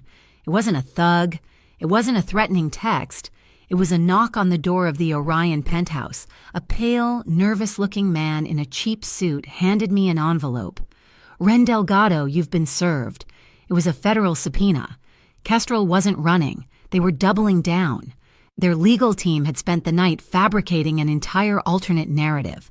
By the time I was sitting in a sterile, windowless interrogation room at the FCIO field office at 3 p.m., I was no longer the whistleblower. I was the prime suspect. "So, Miss Delgado," said the lead agent, a woman named Chen with eyes that missed nothing. "Let's go over this again. You claim you were forced on leave, but your supervisor, Mr. Henderson, signed an affidavit this morning. It states you were fired for cause, specifically for gross negligence and unauthorized access of secure permit files." She slid a file across the table. My stomach turned to lead. It was a stack of permit applications, the same ones I had flagged, but they were different. They were marked with my digital signature. They were covered in fake correction stamps, all of them bearing my unique permit office ID. Kestrel was claiming I was the one falsifying the documents, that I was a disgruntled employee trying to frame them, and that I'd partnered with a known criminal element, Lucien Armand, to do it. It was brilliant. It was airtight. My word against my boss's sworn, terrified testimony. "This is a lie," I whispered, my hands flat on the table. "This is fabricated. That's what you keep saying," Agent Chen said, leaning back. "But Kestrel's lawyers provided these originals, and you, Miss Delgado, are the only common denominator. We've got nothing on Kestrel. We've got a mountain of paper on you." The door opened. Lucien walked in. He wasn't supposed to be in here. "I'm Mr. Armand," he said, placing a business card on the table. "I'm Miss Delgado's private counsel." Agent Chen looked at the card, then at him. "This card just says Armand Syndicate. That's not a law firm. It's an advisory group," Lucien said smoothly. and I'm advising you that your entire case is based on the evidence my client's accusers chose to give you." He sat down next to me. He placed his right hand on the table, next to the falsified files. The gold signet ring seemed to suck all the light from the room. "My client has mentioned something you might find interesting," he said, his voice calm. "The iris seal. You have the originals of Kestrel's evidence. Correct, the ones they've been using to file their permits." Agent Chen, intrigued despite herself, nodded. "We do." "Get them," Lucian said, "and get a camera. The one you're using to record this interview will be fine." 5 minutes later, the table was covered with Kestrel's real permit applications, the ones that had been fast-tracked. "They're clean," Chen said. "Are they?" I asked. My voice was shaking, but not with fear, with rage. I looked at the camera in the corner. The Kestrel Union and their partners in Shoreline use a special thermal reactive ink to track their fraudulent documents. They call it the iris seal. It's invisible almost. I took the styrofoam cup of hot coffee an agent had given me. I dipped my finger in it, wincing at the heat. Then I pressed my hot fingertip to the corner of one of the documents. Nothing. "As I said," Agent Chen started. "It's not just heat," Lucian interrupted, his voice a low purr. "It's a specific thermal profile, the alloy in my ring." He slid the heavy gold ring from his finger. He held it in his palm, closed his fist, and rubbed it for 10 seconds, warming the metal with his own body heat. Then he handed it to me. "Ren," he said. I took the ring. It was heavy and intensely warm. I looked at Agent Chen. "Watch." I pressed the face of the falcon crest, the key, directly onto the corner of the first clean document. I held it there. 1, 2, 3. I lifted it. A perfect, scorched black smear appeared on the paper. Agent Chen shot forward in her chair. What did you do?" "I'll do it again," I said. I moved to the next file. Pressed the ring, lifted another black mark, and the next, and the next. "My God," the other agent whispered. "They're all marked." "They didn't just frame me," I said, my voice vibrating with the words. "They used their own internal system to do it, and they were so arrogant. They gave you the very evidence that could destroy them." The FCIO didn't just leak the new information. They held a press conference. The footage from the interrogation room, the ring, the seals, the black marks went global. The public tide didn't just turn, it became a tsunami. Harbor Heist and Iris Seal were plastered on every news ticker. Kestrel was hemorrhaging. We were in an emergency session in federal court by 10 a.m. the next day. We were petitioning for an immediate warrant to seize and open the safe in container 405 at Welkin Pier. Kestrel's lead lawyer, a man named Harrison with a silver mane and a reptilian smile, was on his feet. "Your Honor, this is absurd. We are being tried by hashtag and innuendo. The FCIO has been duped by a disgruntled employee and her mobster boyfriend. This magic ring," he waved his hand dismissively, "it's a theatrical prop, a cheap magic trick with some ink and gold, designed to create a media circus. There is zero legal precedent." "You're right." I stood up. The whole courtroom went silent. Lucian, next to me, didn't move. "I'm sorry, Miss Delgado," the judge asked. "He's right, Your Honor," I said, my voice clear and carrying to the back wall. "It is a theatrical prop. It's a key, the prop I have, the lock they have, in a safe at Welkin Pier. If it's all just a cheap magic trick, Mr. Harrison, then you won't mind if the FCIO brings that safe here and we perform the trick for the court, will you? Unless, of course, you're worried about what's inside."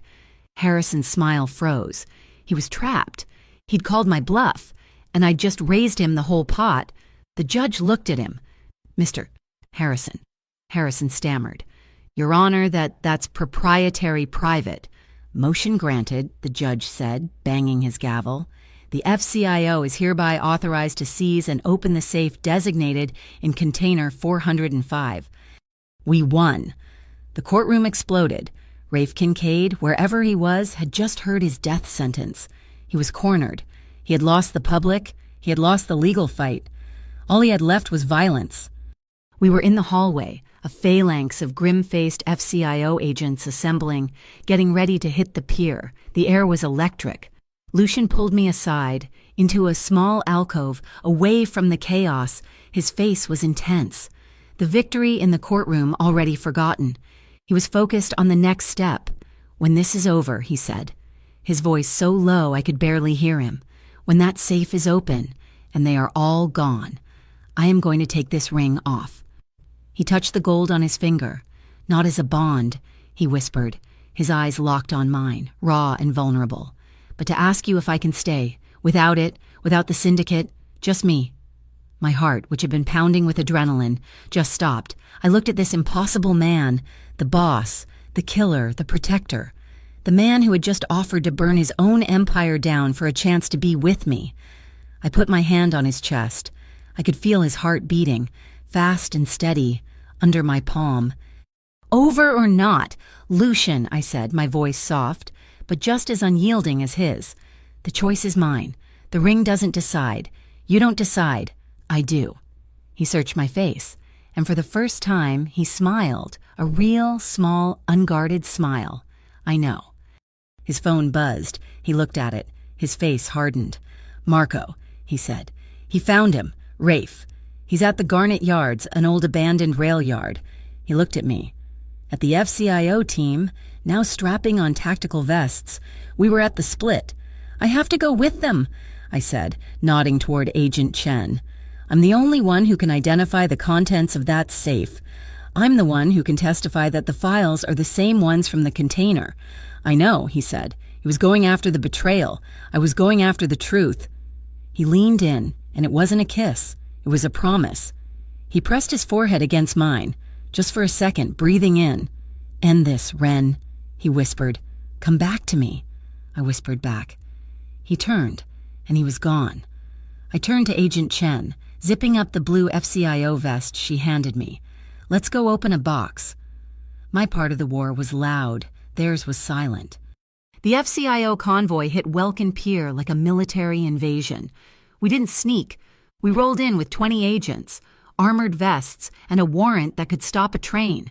The Kestrel guards at the gate didn't even raise their hands. They just dropped their clipboards and backed away. The yard was a chaotic mess from the night before, but container 405 was still there, a solitary steel box, mocking us. "Agent Chen, the safe is inside," I said, my voice tight. I was all business. The fear and the fall from the pier pushed down, replaced by a cold, sharp need to finish this. They didn't bother with the lock. They brought a heavy lift crane, the same kind that had tried to trap us. With a groan of tortured metal, they ripped the entire container from the stack and set it on the ground. A safecracker, a quiet man in glasses, went to work on the black steel box while I stood watch, my heart hammering a rhythm against the borrowed FCIO vest. My phone vibrated in my pocket. I pulled it out. "Lucian," my hands were shaking. I stepped away from the agents into the relative quiet of the container's shadow. I answered, "Lucian, did you find him? Are you—" Silence. But the call was connected. I didn't hear his voice. I heard wind, the high, lonely sound of wind whistling through metal, and a distant, mournful train horn. "Lucian," I whispered, my blood turning to ice. "Lucian, talk to me." Then I heard another voice. Not his. It was Rafe. His voice was thin, carried on the wind, laced with a bitter, sneering triumph. Well, look at you. The king come to his junkyard. I knew you'd come for me, Lucian. You always had to clean up your own messes." I pressed the phone so hard to my ear it hurt. I could hear Lucian's breathing, low and steady. He was there. He was just listening. "You chose her." Rafe spat, the sound of gravel crunching. He was walking, circling.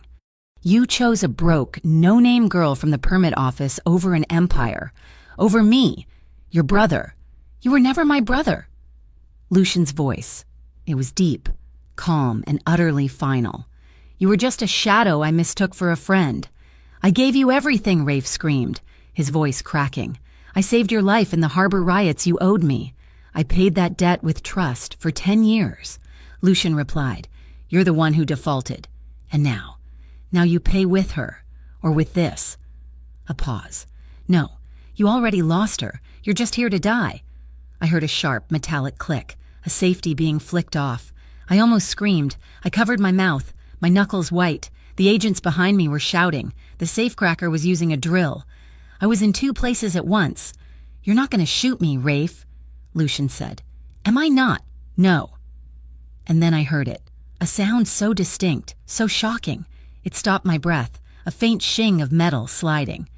And then a small, heavy clack-clack as something metal hit a steel floor and rolled. The ring. He'd taken it off. "You see," Lucian's voice continued, "the only thing you've ever wanted, the only thing Kestrel wants is this." "The ring," Rafe whispered, his voice full of sudden, greedy confusion.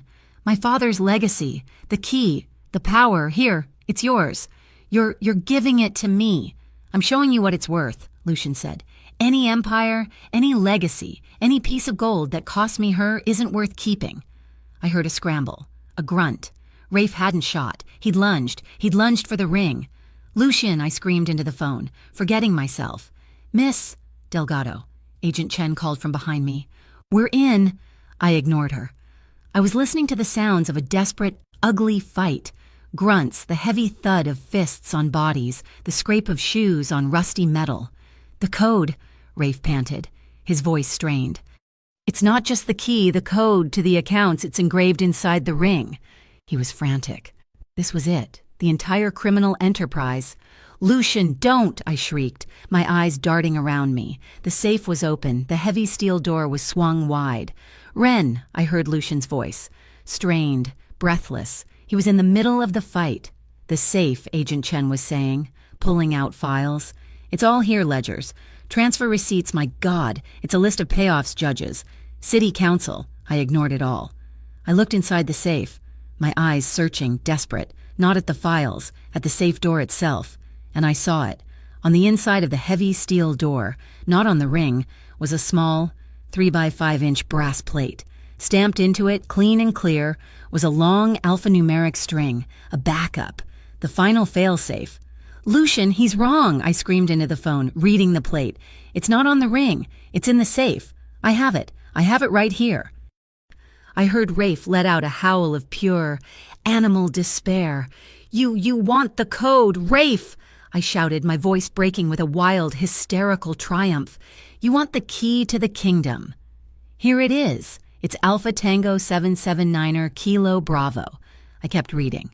Just a string of meaningless numbers and letters, my voice getting louder and louder, echoing across the pier, echoing down the phone line into a rail yard somewhere across town.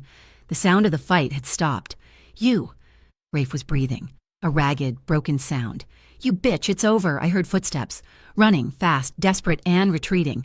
Then whoosh, a sudden, bright flare of sound. "Lucian," I whispered. The phone was just static and wind. "Lucian, what was that?"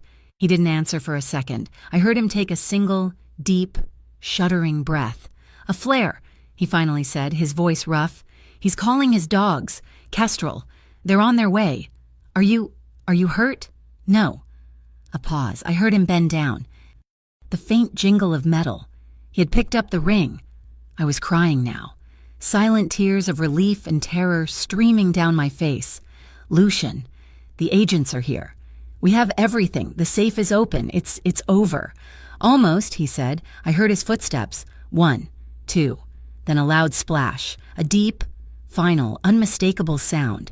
"What was that?" I asked, my heart seizing. "What did you just do?" The line was silent for a beat, just the wind.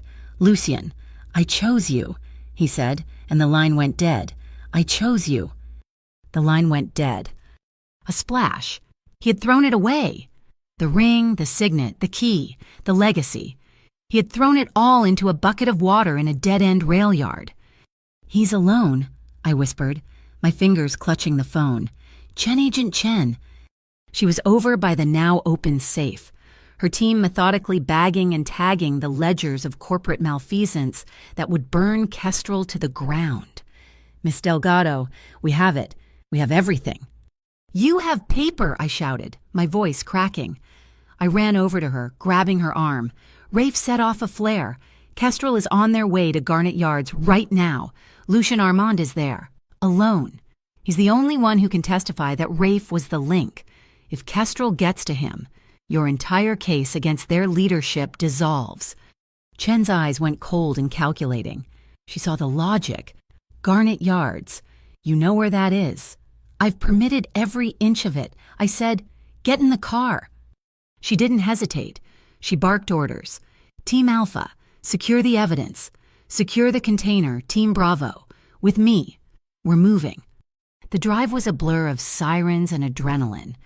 I was in the lead FCIO vehicle with Chen, my knuckles white on the dashboard. He's not a fighter. Not really, I found myself saying. More to myself than to her. He's a boss. He controls. He doesn't brawl in rail yards. "He'd better learn fast," Chen said, her jaw tight. We screeched to a halt at the gate of Garnet Yards. The sky was still pulsing with the faint, dying red of Rafe's flare. And we heard them. The low rumble of heavy-duty engines. FCIO, hands in the air, Chen was out. Weapon drawn, a wall of federal agents flanking her. But the trucks weren't stopping. Tuno, 3 black pickup trucks, Kestrel logos barely visible, barreled into the yard from another entrance. They weren't here to negotiate.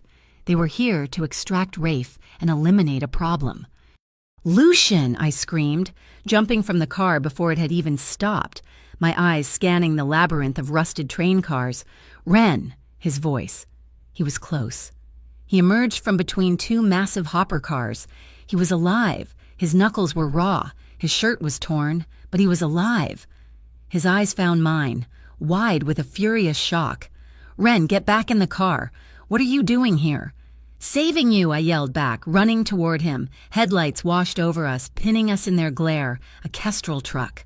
"Get down," Lucian roared. He didn't run. He lunged at me, tackling me around the waist, pulling us both out of the light and into the shadow of a long, dark container. He shoved the heavy sliding door open and threw me inside. "Stay in here," he panted, his back against the wall, peering out. "No, Ren, for once in your life, do as you're—" He stopped. He was looking at the walls. I looked, too. They were padded, thick, gray, acoustic foam, covered in tiny cone shapes. "What is this?" I whispered, my hand brushing the soft, sound-dampening material. "Acoustic testing car," he breathed.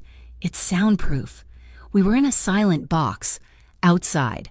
I could hear the faint shouts of Chen's team and the Kestrel crew, a standoff just beginning. "They have at least 12 men," Lucian whispered, his ear pressed to the crack in the door. "Chen only has 6. They're outgunned, and Kestrel knows it. They're trying to flank her."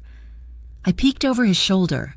The yard was lit up like a movie set, massive floodlights on poles turning the night into a harsh, bleached-out day. "They're too exposed," I whispered, my mind racing. I wasn't a fighter. I was a city planner. I knew infrastructure.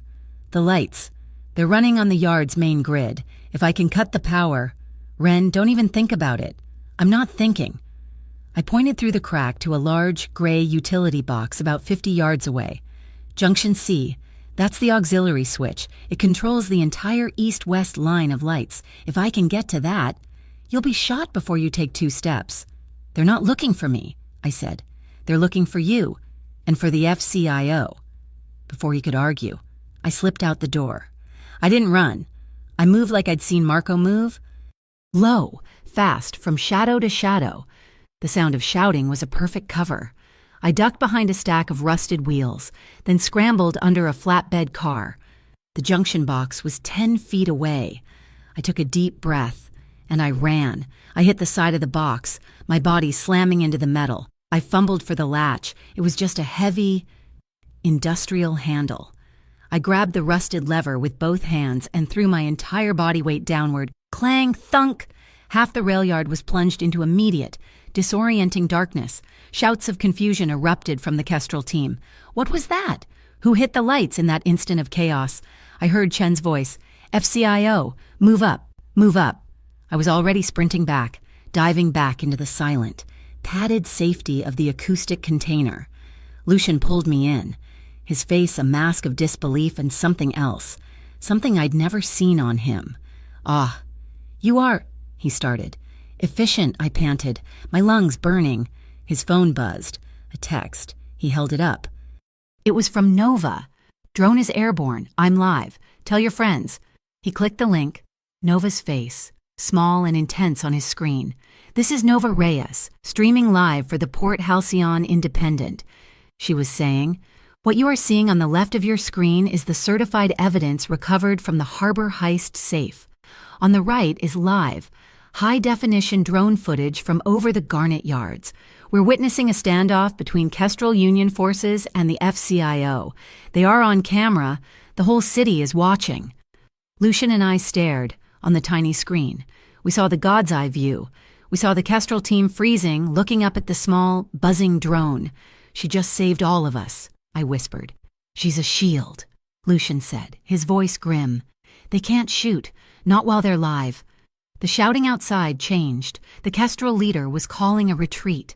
"Find Rafe. We're out of here. Go." Thunk. Something metallic hit the ground right outside our door. Hiss. Thick, gray smoke began to pour under the door. "Smoke grenade." Lucian coughed. "What?" Slamming the door shut. "They know we're here. They're creating cover to escape." The smoke was filling our soundproof box, acrid and choking. My eyes burned. "I can't breathe," I coughed. "My jacket." I fumbled with the old flight jacket Marco had given me. No, my tool belt. I still had it on. I ripped it open, found them. 2 standard-issue paper dust masks. "It's not for smoke, but it's better than nothing." I gasped, pressing one into his hand. We strapped them on. "Now," he said. He kicked the door open and we burst out into a suffocating, gray fog. We couldn't see anything. It was total chaos. "This way." Lucian grabbed my hand, pulling me right. "No." I yanked him back, my knowledge of the yard maps flashing in my head. "That's the main switching line. They'll be there this way, through the container corridor." I grabbed his hand and pulled him into a narrow, dark canyon between 2 long stacks of containers. The smoke was thinner here. We stopped, our backs pressed to the cold steel, our chests heaving. We were alone. The shouting was distant. The world was muffled. It was just the 2 of us, back to back, breathing through the thin paper, our hearts hammering in unison. The adrenaline was so sharp it tasted like tin. He spoke, his voice low, muffled by the mask. "If we survive this, Ren." I held my breath, listening, my back pressed hard against his. "I have a question to ask you." I closed my eyes, the smoke stinging them even here. "Just survive this, Lucian." A new sound cut through the fog, a heavy, hydraulic groan, the sound of a heavy-duty engine turning over. The crane. We ran out of the corridor just as the smoke began to clear. Rafe. He was high above us, in the cab of the massive gantry crane at the edge of the yard. He was trapped. Agent Chen and her team were at the base, cutting off his only escape. He saw them. He let out a roar of pure, cornered animal rage. He wasn't trying to escape. He was looking up. The massive spreader hook high above began to move, whirring, positioning itself over a single 40-ton container. "What's he doing?" I breathed. "He's not running," Lucian said, his face grim. "He's making a point." The hook locked onto the container. The crane swung it out, positioning it perfectly directly above Agent Chen and her team. "He's going to drop it," I whispered in horror. "He's going to take them all with him." I didn't think. I ran. Ren, no. I ran for the yellow maintenance ladder on the crane's leg.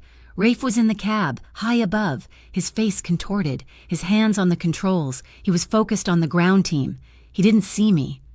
"Rafe," Lucian shouted from below. A perfect distraction. Rafe looked down, his face a mask of hate. That's when I reached the platform. I scrambled over the edge, the control panel, the big, red, mushroom-shaped emergency stop. I slammed my fist onto it. It didn't budge. It was jammed with grease and rust. Rafe laughed, a high, thin sound. The locks on the container groaned, disengaging. He was dropping it. I had no time. My pocket, the marker. I ripped the black marker from my pocket. I yanked the cap off. I didn't try to press the button again. I jammed the entire pen, cap first, into the narrow gap under the stuck red button. Then I slammed my fist on it one more time. The plastic of the pen snapped, but it gave me the leverage. the button depressed with a heavy, final click, clang. The entire crane froze, the power to the hoist cut. The container just hung there, swaying gently, a 40-ton angel of death, held by a thread. Rafe smashed his fists against the cab's safety glass, screaming it was over. FCIO agents swarmed the ladder. Rafe didn't fight. When they opened the cab door, he just sat there. His hands limp, he was empty. They put him in cuffs, the quiet click, click, click of the ratchet. The only sound, the Kestrel team, leaderless and exposed by Nova's drone, was on the ground, hands behind their heads. It was finished. I climbed down the ladder, my legs feeling like jelly. Every muscle in my body was shaking. Lucian was at the bottom, waiting, and just as my feet touched the gravel, the sky, which had been threatening all night, finally opened, a cold, hard, cleansing rain began to fall. It washed the smoke from the air and the grime from our faces. I stood in front of him. He was soaked in seconds, his torn shirt plastered to his skin, the blood on his knuckles finally washing away. He wasn't the boss. He wasn't the kingpin. He was just a man, standing in the rain, looking utterly, completely bewildered. He had thrown away an empire, and he was still alive. "I've never," he started, his voice rough. He looked at me, and all the walls were gone. "I've never chosen like this." I didn't answer. I just stood there with him, the rain washing the city clean, and for the first time since I'd walked into that pawn shop, I finally let myself breathe. The rain that had washed the Garnet Yards clean was still a fresh, ozonic memory as I stood in the back of the Port Halcyon Civil Courthouse. It wasn't a trial. It was a press conference. But it felt like a verdict. The room was packed, standing room only. Every camera crew in the state was here, their lights hot and blinding. In the front rows, I didn't see lawyers. I saw the people from my neighborhood, Mrs. Sanchez, who had been facing eviction from the apartment she'd lived in for 30 years, Mr. and Mrs. Henderson, who had been forced out with their 2 kids. They were all here, clutching printed copies of Nova's Harbor Heist articles. Agent Chen, in her sharpest suit, stood at the podium, following an extensive investigation in cooperation with local whistleblowers, she said, her voice crisp. The Federal Commerce Integrity Office is unsealing a 72-count indictment against the Kestrel Union, the Shoreline Task Group, and 12 associated public and private individuals for conspiracy, wire fraud, and racketeering. A wave of sound hit the room, cries of relief, camera shutters clicking like a million insects. Furthermore, Chen continued, all eviction notices associated with the Harbor Project are hereby declared null and void, effective immediately. The room just exploded. People were crying, hugging each other. Mrs. Sanchez was looking right at me, her hand over her heart, tears streaming down her face. I had done it. No, we had done it. The head of my old department, the Bureau of Urban Integrity, a man I'd never seen before, went to the podium next. He looked gray and terrified. He announced that the BUI was ceding all management of the Harbor District, pending the federal investigation, to a new, independent community trust. And, he said, reading stiffly from a card, we have extended an invitation to Miss Ren Delgado, whose civic diligence brought these matters to light, to serve as the trust's first transparency and ethics advisor. My old boss, Henderson, the one who had signed the affidavit against me, was standing in the back, by the door. He caught my eye. I didn't scowl, I didn't smile, I just looked at him until he looked away. Then, the press scrum parted. Lucian Armand walked to the podium. You could have heard a pin drop. He wasn't in cuffs. He wasn't a witness. He was just there. He was wearing a simple, dark gray suit. His knuckles were still bruised. He looked out of place. An apex predator in a room full of paperwork. My name is Lucian Armand, he said, his voice quiet, but the microphones picked up every syllable. For 2 decades, the Armand Syndicate has operated a redevelopment arm. It was my father's business. It was built on the principle of growth at any cost. He looked at the crowd. He wasn't talking to the cameras. He was talking to the people. As of 9 a.m. this morning, that arm of the syndicate has been permanently dissolved. A new wave of whispers in its place, he continued. I have established the Evergreen Harbor Mutual, a private fund capitalized with 100% of the dissolved division's assets, dedicated to providing rent-to-own assistance and legal aid for tenants in this city. He was, in effect, giving away an empire. He reached into his pocket, and he pulled out the ring. My heart stopped. It was clean. He must have gone back for it. He'd fished it out of that barrel of stagnant water. He held it up, the gold falcon glinting in the camera flashes. He uncurled his fingers. He was sliding it off his hand, in front of everyone. He turned, stepped away from the podium, and walked directly to me. The cameras swarmed, following him. He didn't care. He stopped right in front of me, in the middle of the crowded room, creating a bubble of pure, terrifying silence. He held the ring, warm and heavy, in his open palm, then gently, he placed it in my hand. He leaned in, his voice for me, but his words for the microphones, for the whole city. Since the day you laughed at this ring, he said, his voice low and steady. I knew gold was just an empty laugh if it couldn't protect what was right. You don't belong to me.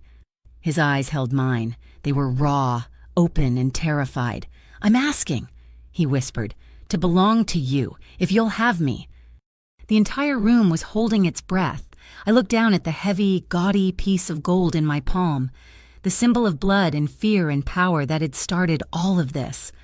Then I looked up, past him, to the families in the front row, who were now holding up their nullified eviction notices.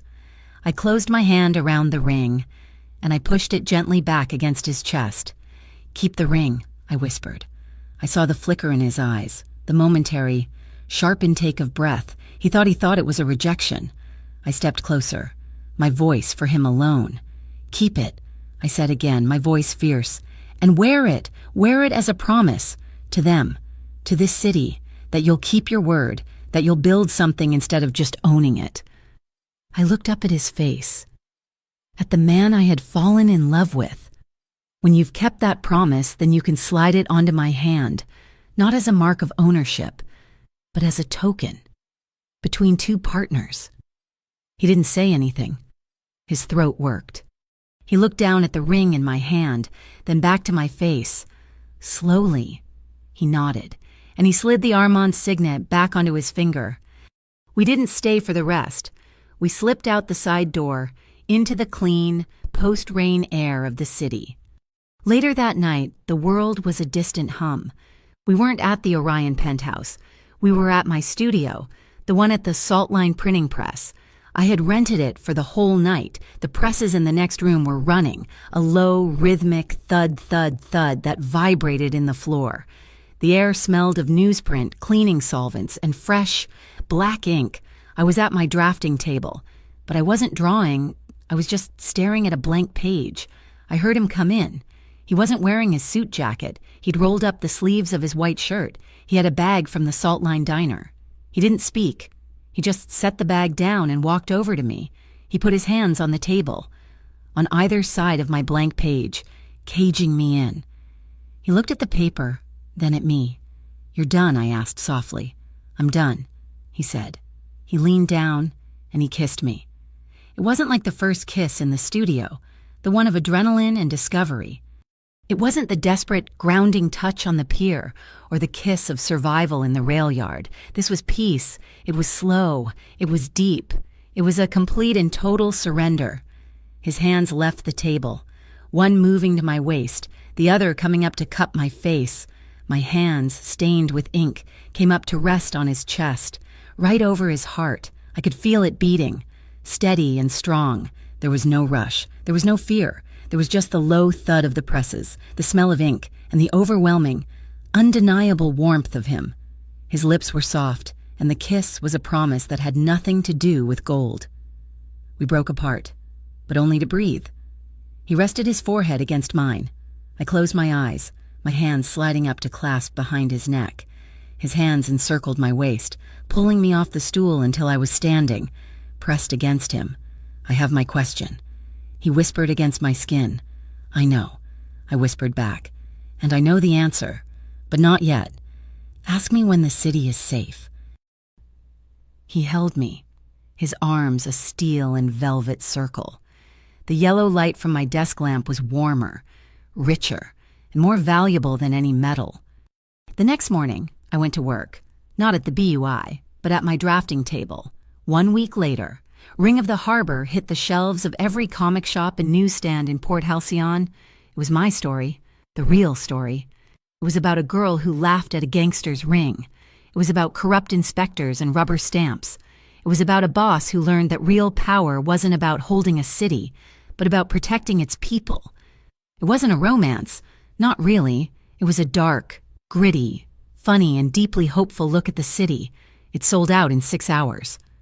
The final knot came untied 2 weeks after that. The court, using the evidence from the safe and my testimony, formally invalidated every single permit Kestrel had filed. Their project was dead. I was standing on the courthouse steps, breathing the free air, when he walked up. Lucian. He'd just come from a meeting with Agent Chen, signing the final cooperation agreement. He was testifying against the last of the Kestrel executives. He was clean.